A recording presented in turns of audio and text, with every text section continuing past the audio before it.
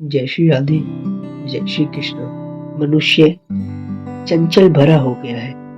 वह एक चीज पर ना टिककर अनेकों चीजों को करके अपने समय को व्यर्थ करता है, जो कि उसके जीवन के लिए बहुत ही हानिकारक है। कई लोगों को अपनी पूजा पाठ में गलती दिखती है। लोग अपने पूजा पाठ को नहीं, हम मूर्ति की पूजा क्यों करें, ऐसी प्रश्न आते हैं मन में और अपने धर्म के प्रति सवाल उठते हैं। आज हम पूजा का क्या प्रतीक है, इसके बारे में जानेंगे। गीता की पुस्तक में तो ज्ञान भरा हुआ है। लोगों का कहना होता है गीता की पुस्तक में तो ज्ञान भरा हुआ है, परंतु आप कहेंगे कि नहीं साहब, उनको ज्ञान से क्या लेना देना। हम तो इसी पुस्तक की आरती उतारेंगे, इसी की जय बोलेंगे।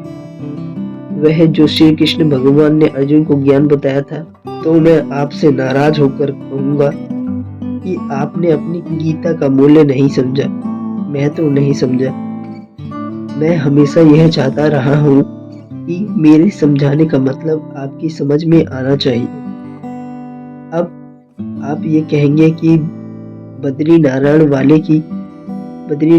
वाले श्री कृष्ण भगवान बड़े जबरदस्त हैं, उन्हीं को लेकर हम बैकुंठ चले जाएंगे और वह जो वृंदावन में रहते हैं वह निकम्मे हैं, बेकार हैं। उनमें कोई बद्री नारायण वाले भगवान में बड़ी ताकत है। तो मैं नाराज हो जाऊंगा और कहूंगा आप मूर्ति पूजा का रहस्य नहीं जानते। मैं तो नहीं जानते। जहाँ कहीं भी बद्री नारायण श्री कृष्ण भगवान हैं, चाहे वह आपके मकान में रखे हुए हैं, चाहे बद्रीनाथ में है, चाहे वृंदावन में रखे हुए हैं, कहीं भी रखे हुए हैं, आप ये मत कहिए कि वृंदावन वाला ही कृष्ण भगवान जबरदस्त है और मथुरा वाला कमजोर है।